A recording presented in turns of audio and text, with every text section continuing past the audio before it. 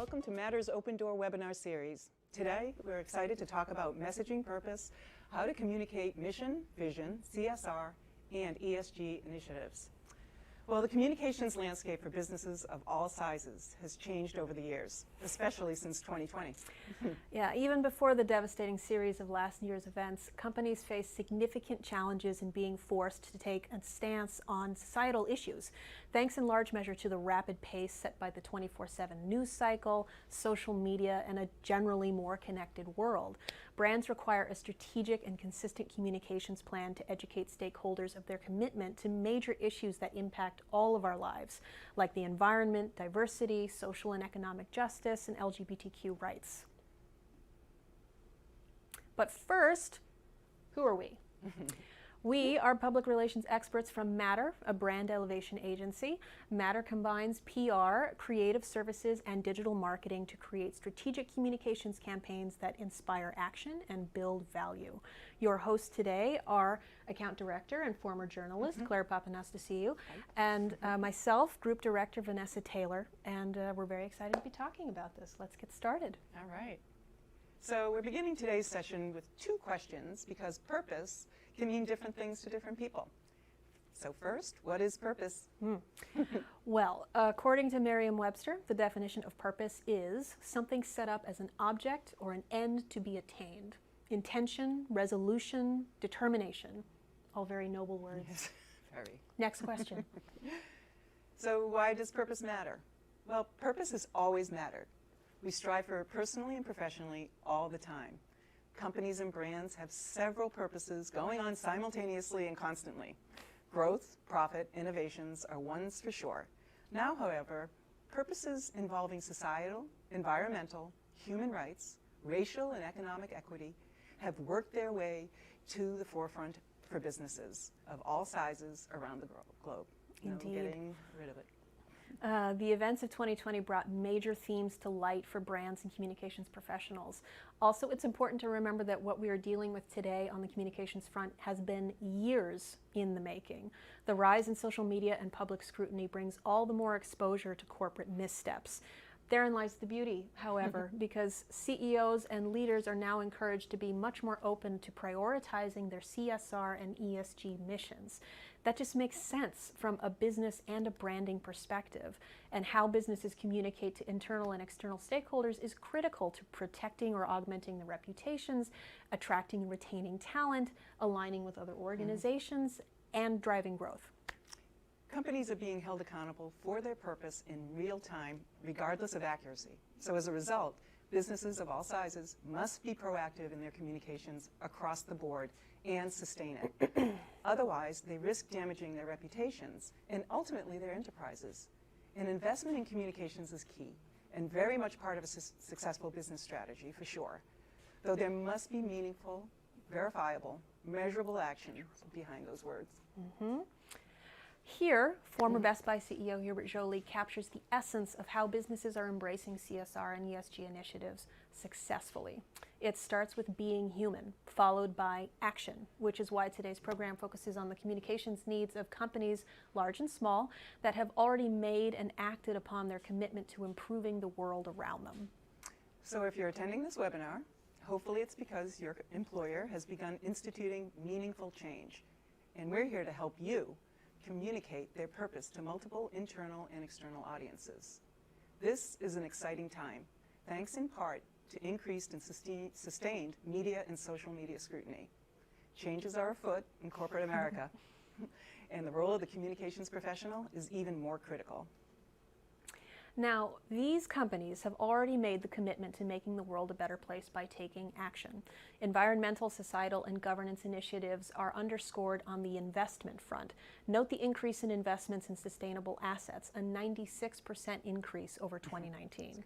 These companies ranked highest in an investment news list of companies with the best ESG scores, reflecting the commitment to corporate social responsibility. From Kraft Heinz's pledge to transition its global egg supply to 100% cage-free by 2025, to T. Rowe Price hiring a director of research and responsible investing.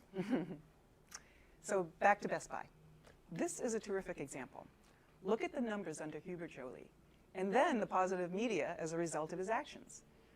On April 23rd of this year, the Wall Street Journal even ran a feature entitled, "How Hubert Joly Changed Best Buy Without Anyone Hating Him." How would you love to get that headline? I would love to get that headline for a client.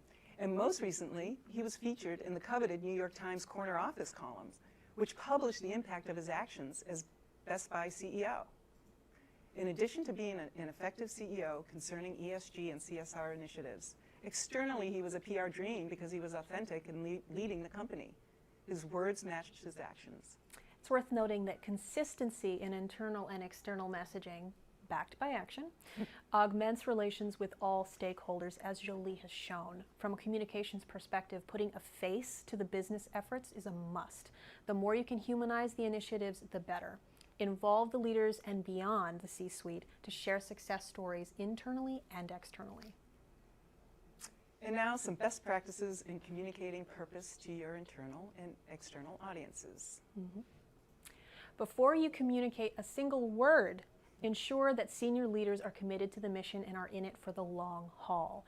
They will set the tone for the rest of the organization, and just like every employee, they will serve as your purpose's ambassadors.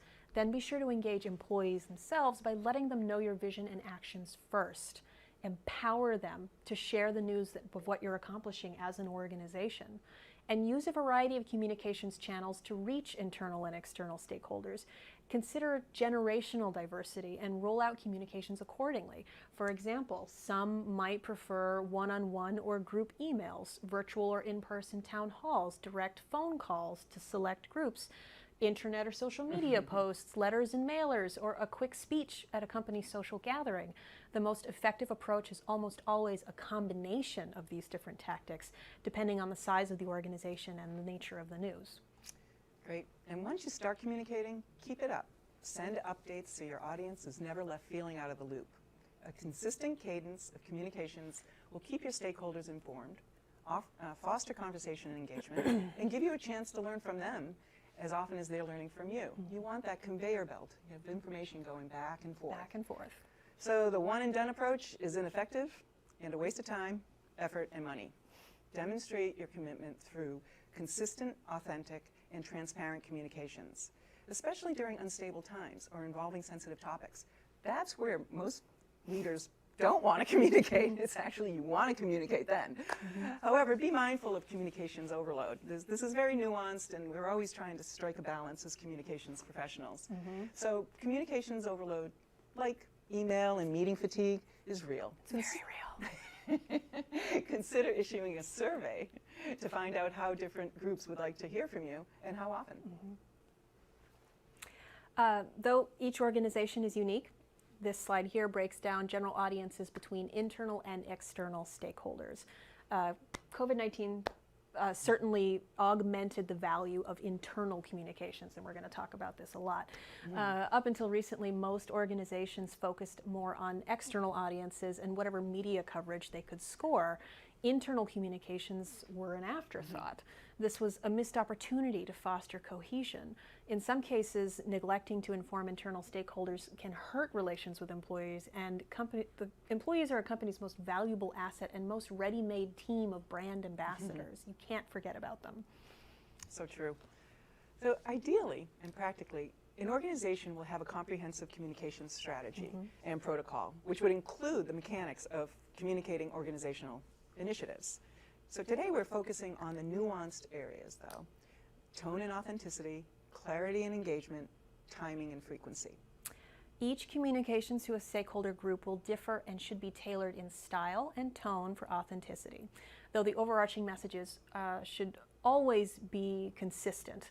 Disparate and contradicting messages to your audiences undermine the entire point of communicating purpose, and it fosters distrust, which damages relationships. Keep these considerations in mind when starting to draft communications, and remember that consistency in the messaging is key. Let's talk about tone. It's just as important as consistency in content. If the tone of communication is off, it will do more harm than good. So spend time developing your brand's tone in communications. Each will be unique depending on company culture, though these pointers can be applied to most cases. Also, in considering tone, be sensitive to cultural differences given our increasingly diversified workforce. Even if you're a US-based company, consider yourself a global company. Once a tone is established, review the message with the mission of making it concise rather than long-winded. You don't have to say everything all at once. An appropriate balance of tone and conciseness will create clarity, and that will help you engage your audiences. Okay, so next consideration is timing. The distribution of communications to stakeholder groups will differ depending on their roles, work hours, and time zones. Remember those time zones before you press send. Really important. Sending communications, like for example, sending communications on a summer Friday at 5 p.m. will likely be missed, or worse, considered a veiled attempt to have an announcement fly under the radar. That would damage your relationship with your employees. So after dispatching communications, check stakeholder engagement. Depending on the software your company uses, you may be able to pull analytics regarding open rates, or talk to your direct reports and say, hey, what's the vibe, any feedback from the latest communications? Communication. Yeah, convey that. We mentioned email and meeting fatigue earlier, which is very real. Yeah. So be mindful of how often you're communicating and whether or not you're actually delivering new information. And be aware of what else is going on in the company and around the world at that time. For example, if your business just experienced a massive reduction in force, sending a feel-good community investment might have a negative bounce. So get the perspective of multiple varied individuals within your organization to make sure that you've got everything covered. Keep these do's and don'ts in mind when determining the best time to roll out communications. A master calendar or spreadsheet on timing is key, and be sure to share with department heads early in the planning process. And also, inform your own people first. Picking up on a theme here. Inform your internal audiences first. It goes a long way. And if there are any silver linings from 2020, one would be that businesses began to value their internal audiences more, putting internal communications to the forefront. It's really a non-negotiable. Nothing will torpedo connection with your employees better than having them discover an important initiative in the media or on company social channels. Involve them in the process by engaging them from the get-go. And remember the time zones. If you have a West Coast office and the headquarters are based in Boston, much like our agency, make sure that you're sending that important email around noon East Coast time so that the West Coast folks are seeing it at the same time. It might seem like a really small thing, but it shows that the mothership is thinking about all of her employees. And consider technological preferences. A portion of your workforce might not use email regularly and might prefer text messages or calls or in-person communications from their managers. If you ignore the needs of an entire chunk of your audience, it might be interpreted as not valuing their thoughts and contributions, or worse. I know, really. Now we turn to communicating purpose externally, specifically to the media. First off, though, as communications professionals, we're in the people business. And the most effective communications professional understands the value of cultivating their relationships with journalists. The same principles noted earlier, authenticity, honesty, tone, and clarity, apply here because, wait for it, just as with employees, reporters are people too. They are?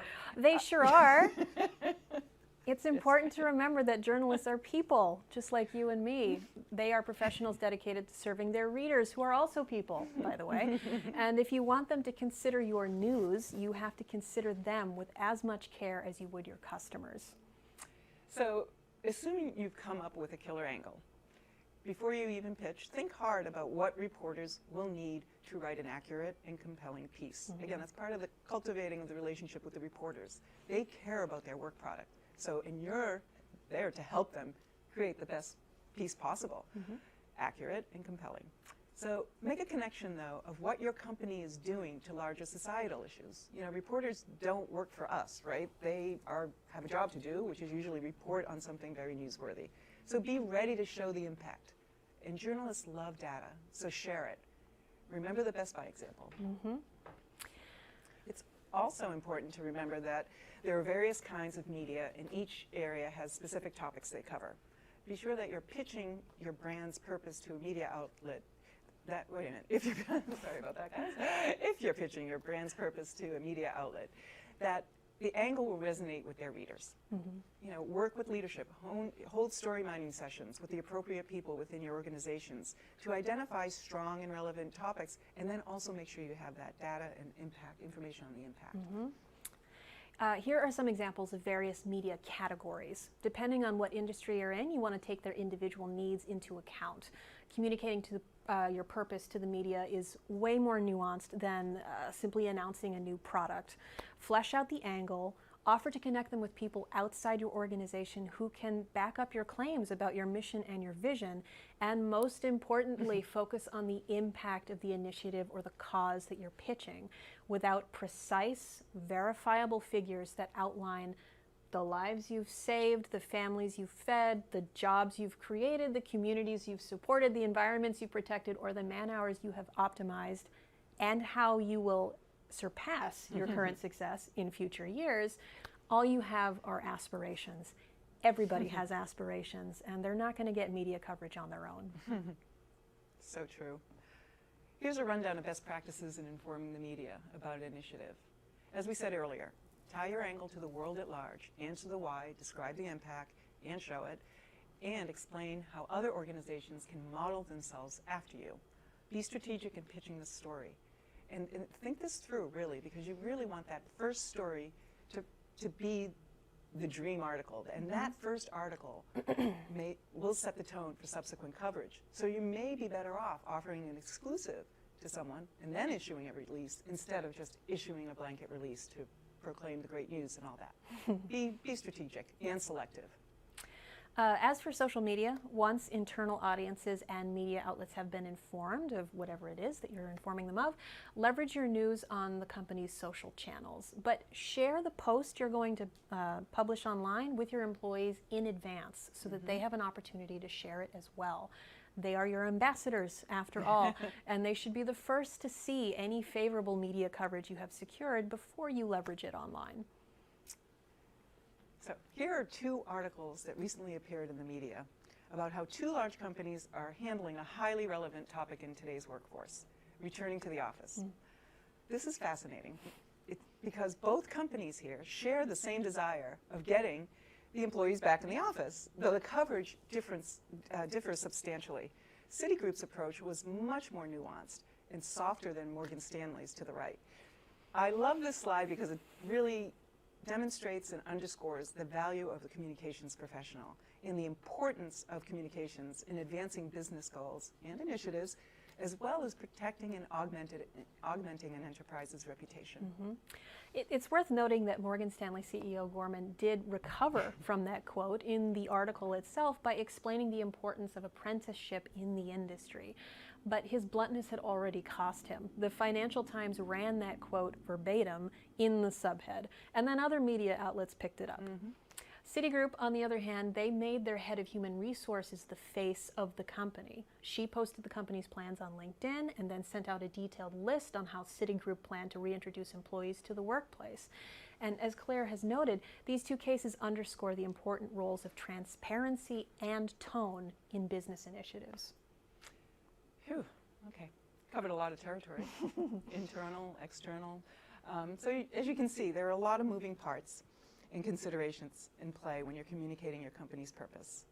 And it can seem overwhelming, though with frequency and practice, these efforts will become second nature. So keep that in mind as you communicate your company's purpose. Now, let's answer some questions. Some of our participants today provided us a few in advance. Okay, so first up we have, we founded our business specifically to support marginalized communities, but it's going to be a while before we can share numbers or case studies. What do we do until then? Patience. As we've been talking about all along, you need to show that you're making an impact. So if you're just starting and you're working at it, continue working at it and be patient. Now, celebrate small successes, though. Turn your attention to your internal audiences. So if you do mark a milestone, let your people know about it and build that relationship with your internal folks. And then you'll start measuring that impact, and then you'll start thinking about, okay, well, we have a story to tell. So, and then it will make it easier to go to the media with proof of your impact. Especially if you're connecting to the bigger, broader Exactly. industry or worldwide trend, Yeah. which is something we talked about. Yeah, and one thing too is, keep an eye on who's covering what in your targeted press, and try to strike up an authentic, as I put in quotes, which doesn't make sense, but try to strike up a relationship with them. Be helpful. Watch what they're covering so you know what they're writing about. So when you do pitch, the reporter will know that you're educated, you've been done your reading work. stuff. And that goes a long way in cultivating a relationship. Okay, here's one. Here's one for you, Vanessa. Okay. Can purpose evolve over time? If we're a more established brand, how do we talk about change without spamming our audiences or looking like we've made an abrupt shift? That's a very good one. First of all, yes, absolutely, purpose can evolve with time. In fact, it should evolve with time. Like if you're talking about a company that was established 50 years ago, hopefully they have updated their purpose and their mission and their vision in order to keep up with what's going on in the world.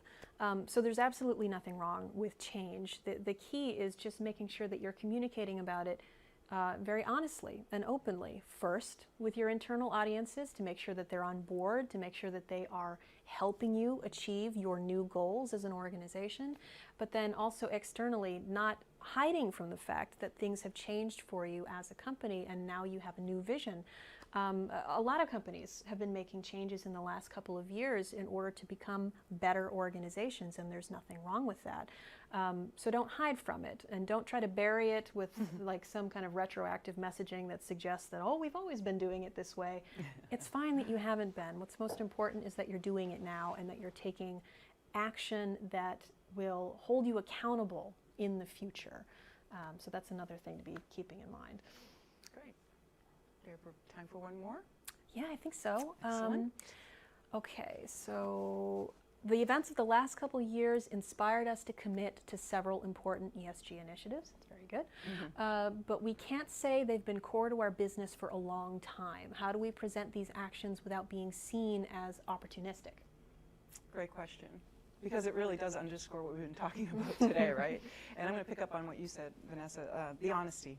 That's huge. You have to be honest with yourself as leaders and as communications professionals. And sometimes it's the communications professionals asking or telling the leadership, actually, things are not really measuring up. But really think about honesty, but also a little humility goes a long way. Or a lot. Or a lot, really. And just say, be honest in your communications, and you be authentic though, less defensive obviously, and just take accountability for what was, and also own what you're doing now, and try to be forward thinking, and definitely to Vanessa's point, don't run away from your past. Look at it through the lens of today and say, okay, we could have done better in the past, and this is what we're doing now, and then you build your communications around that.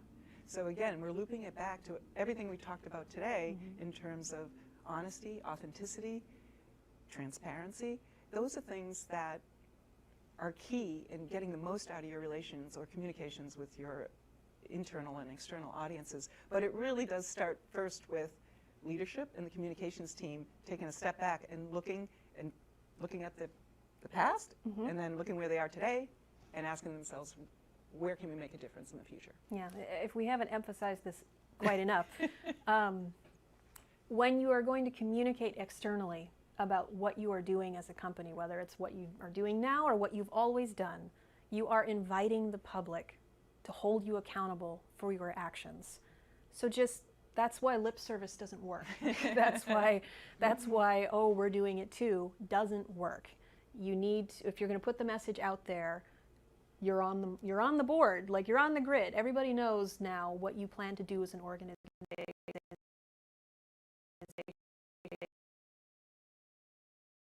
and you have to back it up in the future. So just be ready to have that continuous, open, honest, little humble communication in the future. Accountability. All right, I think that does it for today. Thank you all for joining us for today's session on messaging purpose. We really appreciate your time, and we are available to answer questions and provide pointers to anyone in need. For those who are interested into diving into any part of this subject matter to a greater depth, please remember that you are welcome to sign up for office hours where we can talk with you one-on-one about your individual communications goals and needs and what you might be facing and what you need to accomplish as an organization in the coming years. So thank you again, everyone. Have a wonderful rest of the week and happy pitching. Thanks.